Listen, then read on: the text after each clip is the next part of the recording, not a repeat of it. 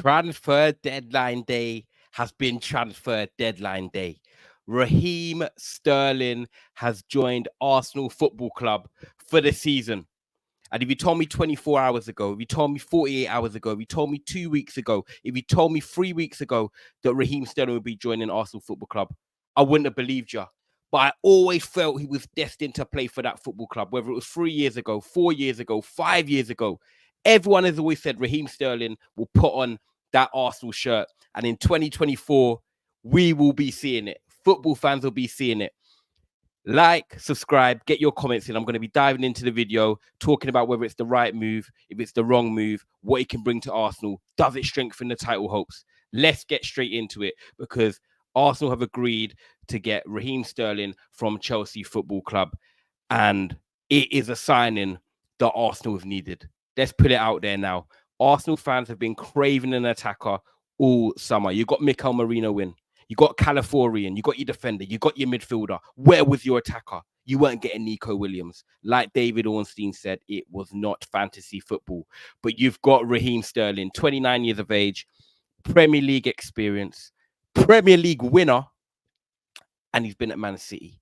He's been with Arteta before. He's been to Chelsea. It's not worked out. He said, give me a lifeline. Some top team, give me a chance. I'm not done. People, including myself, have said Sterling is basically finished. Not just me, many others. Who's backed him? Who said he's not done? Because it's your time to come outside now and play. It's your time to rise and say, look, I told you.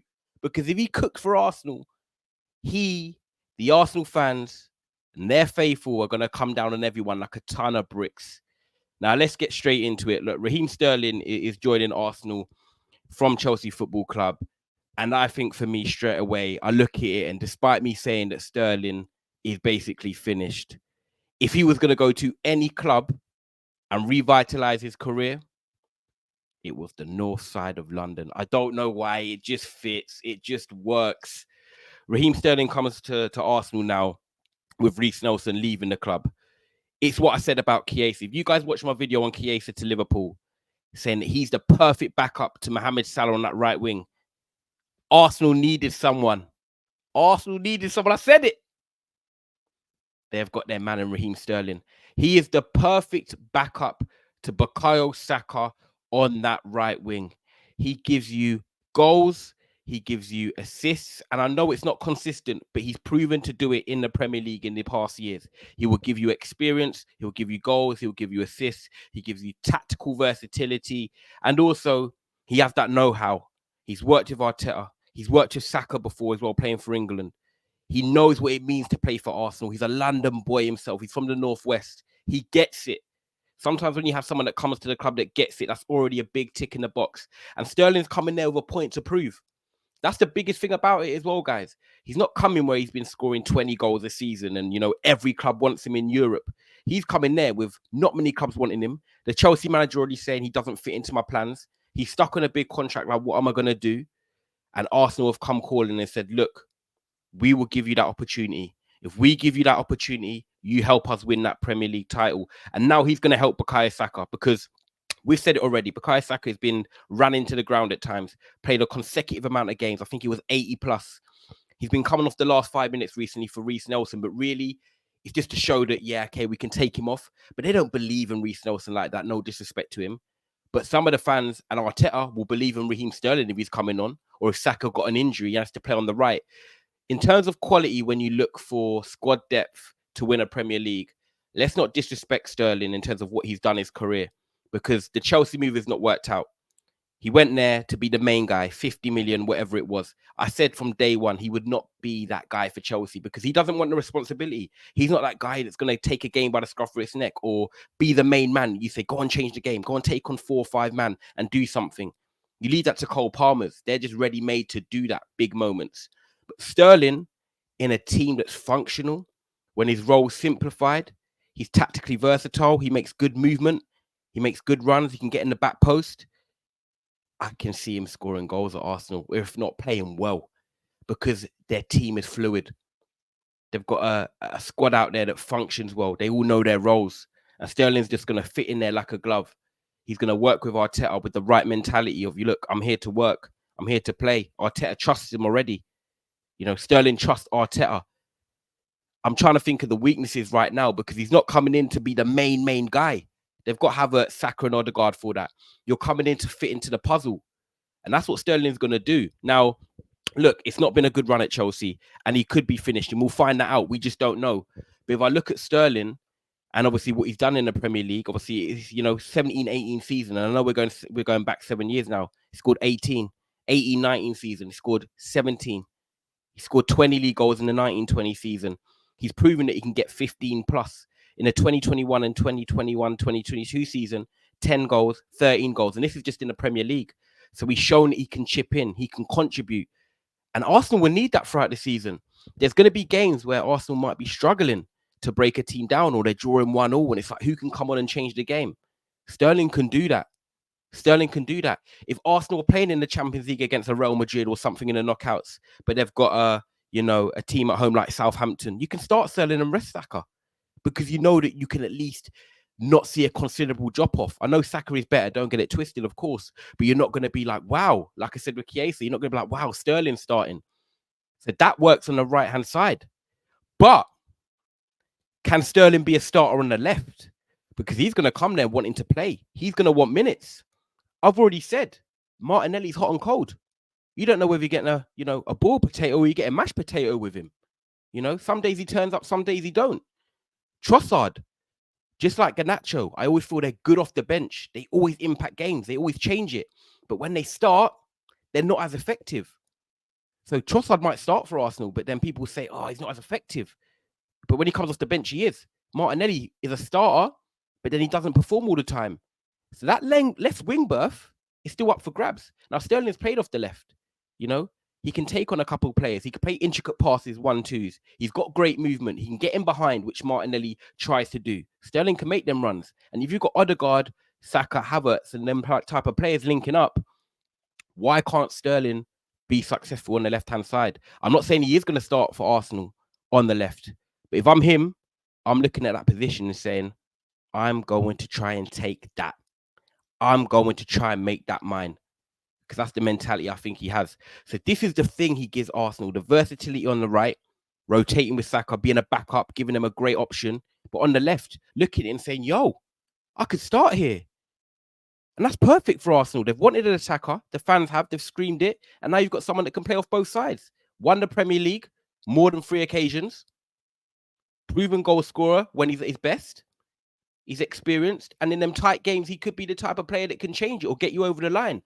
I'm trying to see the weaknesses here because he's not coming in to be the main guy, the main player like he was at Chelsea. He's coming in to fit into a squad. This is what I'm trying to tell you, people. He's fitting into a squad. And that's why it works. It's going to be so interesting now how Arteta sees Sterling, if he believes he can get the best out of him. Because also I've got to respect it. If he does, it's a great coaching performance as well. Because when a player's low on confidence and they've won a lot of things and they've been at the highs, playing for England regularly, to not being in the England squad, missing out on the Euros, it can affect you.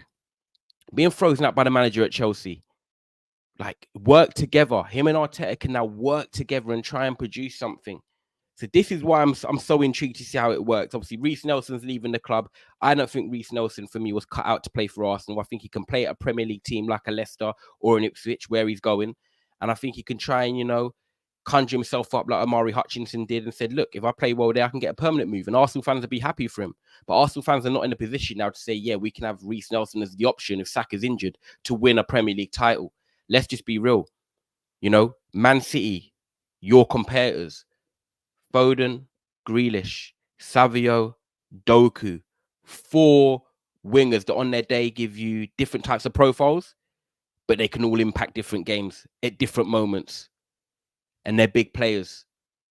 Arsenal have now got Saka, Sterling, Martinelli, Trossard, and Jesus can now play on the right-hand side if he's needed.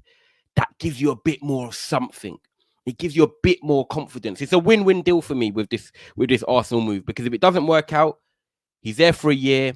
It's like, cool, do you know what? We tried and it failed. But if it does work out, then what a great addition on deadline day. And this is what I'm saying. Does it improve Arsenal's title hopes? I think it does. I think it does. I can't sit here, despite Sterling's last 2 seasons, and say getting him for a season, adding him to your squad and not losing out on any players doesn't improve your title chances. It does. Because he's going to come there with that mentality of wanting to prove a point. He's got that versatility already. He won't force himself to have to start, but he's got the option to play on the right if Saka's not available or he comes off the bench. But you can also look at that starting point on that left-hand side. So he's coming there with hunger. He's coming there with actually like, I can get into this side. It's not like, yeah, I'm just at City, I'm 5th choice, and I'm never going to get minutes. Or I'm at Chelsea, I'm 6th choice behind all the attackers they've got. So this is going to be so interesting. What I will say is, though, despite all the positives and looking like I'm gassing it up for Arsenal, I have got to say, Sterling, this is your last chance at the top level. We've seen you do it for nearly a decade now since you come through the ranks at Liverpool and got your move to Man City. You've won titles, you scored big goals, but you have failed in the last 2 years. Your Chelsea seasons have been a misery. You're one of the worst players to watch under them, And if it doesn't work for you at Arsenal, I don't know where you go from here. You'll be looking at a move abroad. And unfortunately, at 30 years of age, sometimes that's the way the cookie crumbles. You've worked hard for many years. You have been pretty consistent and injury-free for many years. But are you tired now? Are your legs done? Has that inch of pace gone? These are the questions that now us fans are going to be watching. We're going to be looking out for. We're going to be quick to criticize, because when you've been in bad form, we've already made our mind up that we think you're basically done. So any bad performances, or if you start slow at Arsenal the first couple of months, people are going to give up. His job is to turn people's views around, to turn Arteta into a full believer, because he's believing in him right now. Make the fans believe. Let me know your comments. Like, subscribe to this video. I think it's so interesting. On deadline day, Raheem Sterling is joining Arsenal. It's been a crazy day so far. We're going to be discussing it more and Never a Foul. Get your comments in. Is this a good move? Is this a bad move? Does it strengthen Arsenal's title hopes? I hope you've enjoyed this view. Balanced, organized, pros, a few cons, or the question marks. But I think it's a big tick for Arsenal. Like, subscribe. We are out of it.